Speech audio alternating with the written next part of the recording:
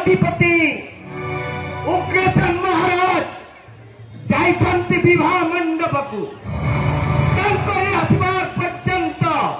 सुनाम धन्य कलाकार नाच गीत दरबार रे करिब प्रदर्शित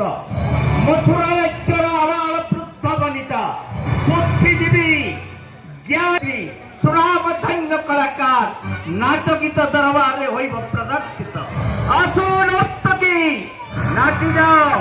गाई जाओ सुललित कंठस्वरे सुखे ना बाबा बस उग्रसेन ऋषि पर बहुत दिन पर आसी नी तुमरी साक्षात हेले हठात मते आसवा कहबार कि उद्देश्य वत्स हे ऋषि प्रवर कह बाबा कह आसी देवर्षि नारद मोर राज दरबारी और कहीगले वत्स कन्या देवकीर विवाह पाई करुथिली चिंता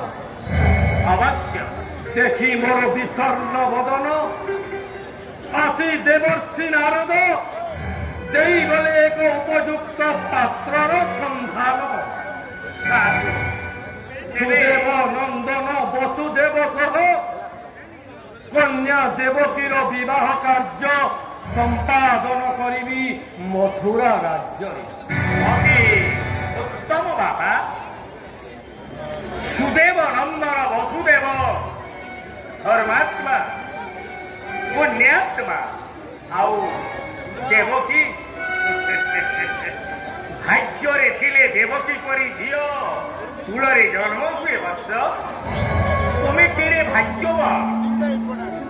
वत्स उग्रसेन यात्रा समय सप्त ऋषि दिने तुमको कही ना एक कन्या कूल जन्म नहीं देवकी आउ देवकी कन्या तुम दुईटी वंश को रक्षा कर बाबा ऋषि प्रवर सप्त ऋषि मते देइथिले आशीर्वाद रे उग्रसेन तोर कन्या देवकी गर्भरु आविर्भाव हेबे स्वयं नारायण साधु देवर्षि नारद जो प्रस्ताव दे जाइछन्ति अत्युत्तम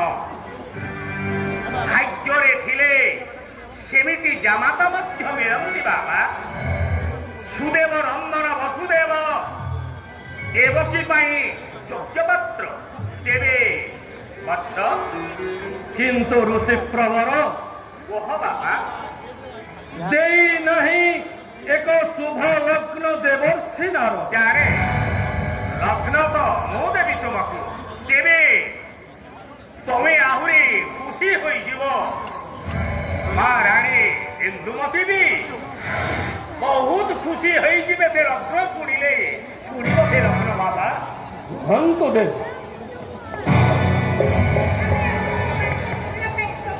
आपणकर मुखारबिंदर सही शुभ लग्न शुणा आज राजा उग्रसेन व्यतिग्रस्त हो पड़ुछि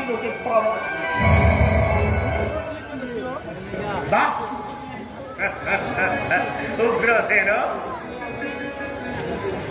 देवकी तो खूब निकटरे विवाह हेबाकु जाउछि वत्स निकटरे इच्छा संक्रांति 10 दिन गते शुभ मुहूर्त गुरुवार महेन्द्र बेलारे हेब वसुदेव सहित देवकीर शुभ परिणय किंतु उग्रसेन कुलगुरु तुमको मन रखा हेब बापा यही लग्न जदि देवकी विवाह न हुए तारे मन रखि उग्रसेन देवकी सारा जीवन तुमर अविवाहिता मन रखि देवकी अविवाहित रही जीवा कथा तुंडरे उच्चारण करी मन मन प्राण को आघात दियंतु नहीं राजन मु जहा कहूँ ঠিক কହୁছি এই লগ্ন যদি ছাড়ি দেউছি আপন তাহলে মনে রখিବାକୁ ହେବ এই লগ্ন যদি চালিগলা কন্যা দেবকী সারা জীবন অবিবাহিতা হয়ে রহিଯିব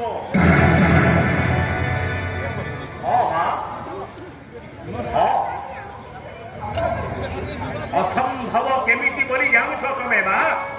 ନିୟତିର ନୀତିକୁ କେହି ଏ ପର୍ଯ୍ୟନ୍ତ ପ୍ରତ୍ୟାଖ୍ୟାନ କରିପାରିନି ଆଉ ମୁଁ ମଧ୍ୟ ବାର ବାର କହିଯାଉଛି ବତ୍ସ ଏହି ଲଗ୍ନରେ ଦେବକୀର ବିବାହ ବସୁଦେବ ସହିତ ନିଶ୍ଚିତ ହେବ କିନ୍ତୁ ଆପଣ ବୁଝୁନାହାନ୍ତି କାହିଁକି କୁଳଗୁରୁ ଯାଇଅଛି ମୋର ବୀର ପୁତ୍ର କଂସ ଦିଗ୍ବିଜୟ ପଥ ଅବଶ୍ୟ ତାରି ଅନୁପସ୍ଥିତିରେ ଏହି ବିବାହ କାର୍ଯ୍ୟ ସମ୍ପାଦନ କରିବା ଶ୍ରେୟସ୍କର ହେବ ସମ୍ଭବ ମହାମନ୍ତ୍ରୀ ଅକ୍ରୁର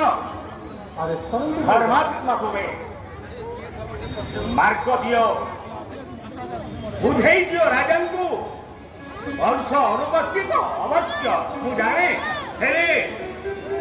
ଦେବକୀର ସାରା ଜୀବନର ସୁଖକୁ ଅଂଶ ଅନୁପସ୍ଥିତ ବେଶୀ ମୂଲ୍ୟ ଦେବାକୁ ପଡ଼ିବନି ଆପଣ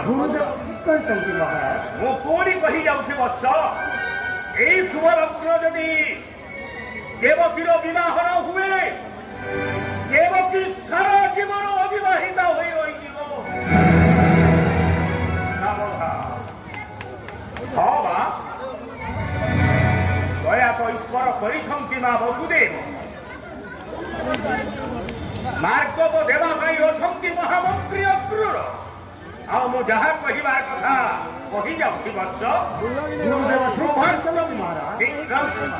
ଆପଣ ମାତ୍ର ଚିନ୍ତା କରନ୍ତୁ ନାହିଁ ଧନ୍ୟ ହେଲି କୁଳଗୁରୁ ଦୀର୍ଘାୟୁ ମୁଖର ଦେବକୀର ବିବାହ ଲଗ୍ନ ଧନ୍ୟ ହେଲା ରାଜା ଉଗ୍ରସେନ।